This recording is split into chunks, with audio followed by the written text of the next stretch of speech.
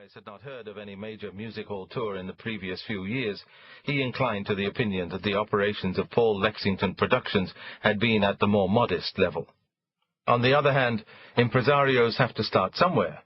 Paul Lexington seemed a pleasant and knowledgeable young man, and, in a business peopled with the incompetent and the frankly criminal, Charles felt inclined to give him the benefit of the doubt.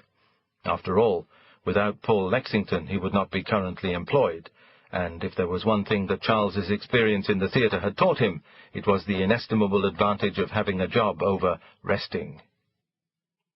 The sequence of events which had brought the Hooded Owl to its first night at the Prince's Theatre, Taunton, had been that usual circuitous trip through an obstacle course by which new plays reached the stage.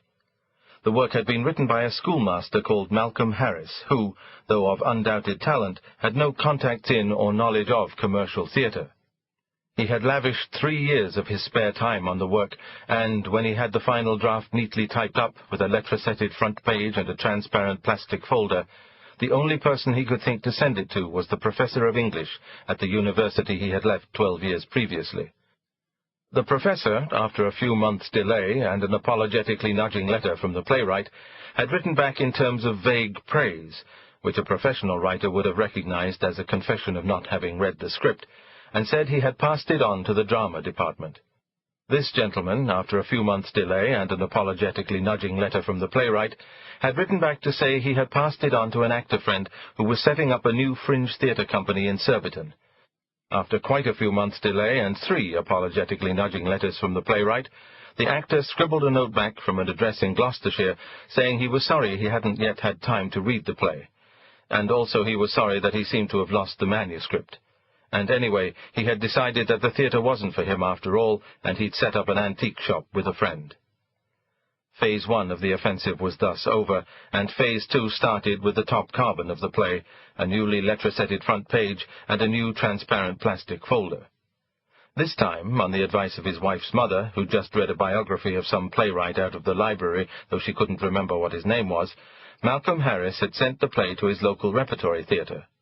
After a few months' delay and an apologetically nudging letter from the playwright, the general manager had returned the script with a duplicated letter saying, "Thanks very much for sending it. The play selection committee had found it really interesting, but unfortunately it wasn't the sort of show they were looking for at that time. Why not try sending it to an agent?" This Malcolm Harris had done, but unfortunately, due to the random selection method of sticking a pin in the theatrical and variety agent section of the Yellow Pages, he had sent it to one who specialized in booking blue comedians and strippers into working men's clubs. After a few months' delay and an apologetically nudging letter from the playwright, the script was returned, together with a photograph of Sadie Masso, 382636, just the thing to liven up your stag night or rugby club dinner, in an envelope without a stamp on it. At this point, that infallible source of advice, his wife's mother, told Malcolm Harris that she was sure she had seen something about a playwriting competition in some magazine she'd been reading at the hairdresser's. Why didn't he go in for that? Painstaking research having tracked down the competition, sponsored by a local arts festival in the Midlands, the playwright had received his application form and copy of the rules. Obeying these implicitly, he had sent off his manuscript, together with the stamps for return postage and the entrance fee of £1, and sat and waited. 4 months later he received back through the post a copy of Psychosymbiosis, a monodrama by George Walsh. Repeated letters to the adjudicating committee of the Arts Festival, trying to retrieve the right manuscript, elicited no response.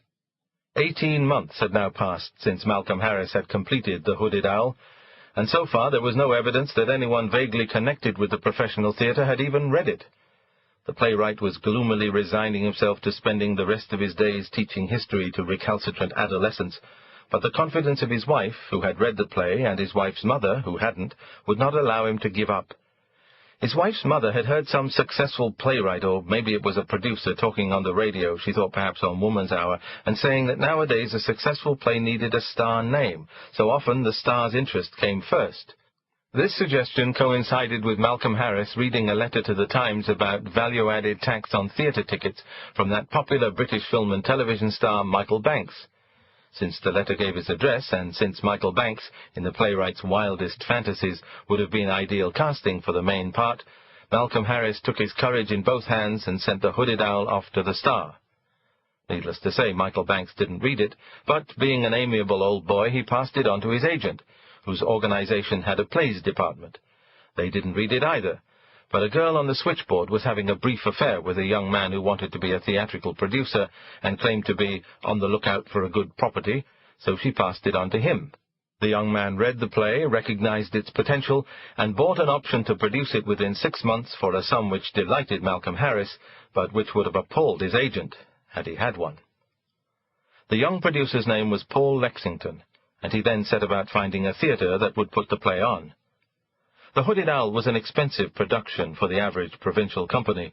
Though it only had a cast of 8 and its contemporary setting limited the wardrobe costs, it did require 3 solid representational sets, a very big outlay for a 3-week run.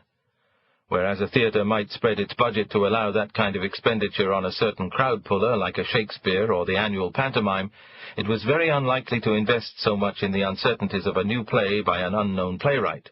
Money was tight enough, and no provincial theatre wanted to hazard its local authority or arts council grants by rash speculation. But this was where Paul Lexington had something to offer. He had money. No one quite knew where it came from.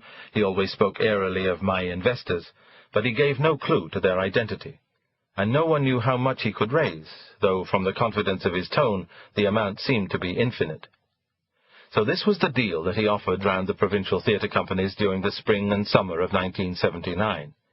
If they would put on a production of The Hooded Owl, a good play for which he held an option, he would invest the necessary extra production costs for the expensive sets and, ideally, the import of a star name.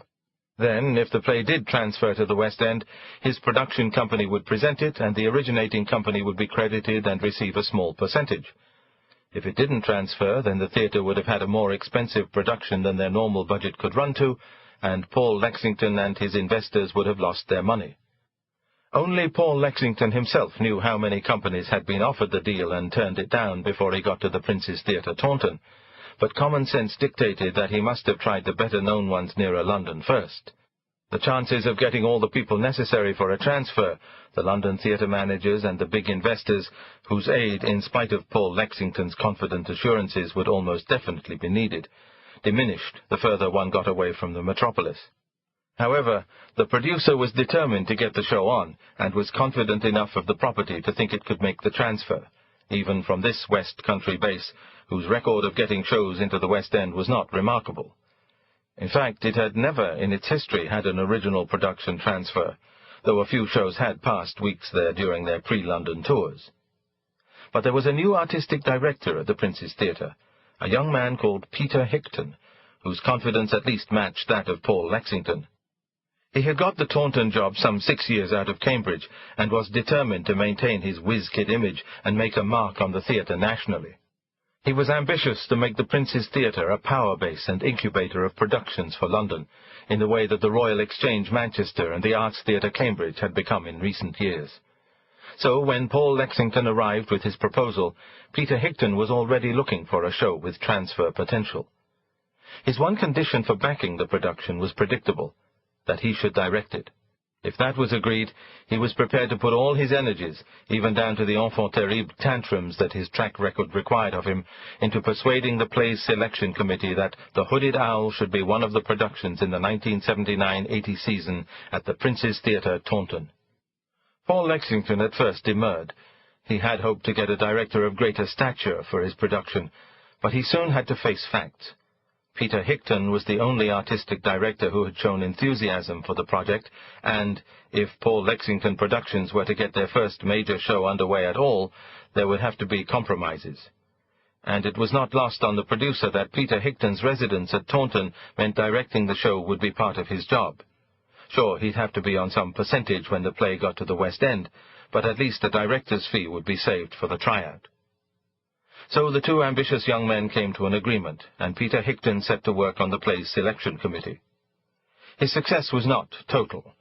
He managed to get a commitment that the Prince's Theatre should do The Hooded Owl, but he could not persuade them to do it in the 1979-80 season. He tried all his tricks, being sarcastic, going dead quiet, shouting, walking out of the meeting, even threatening, carefully, to resign, but the best date he could come up with was September 1980. Seeing that to protest further would be pushing his luck, He agreed with bad grace that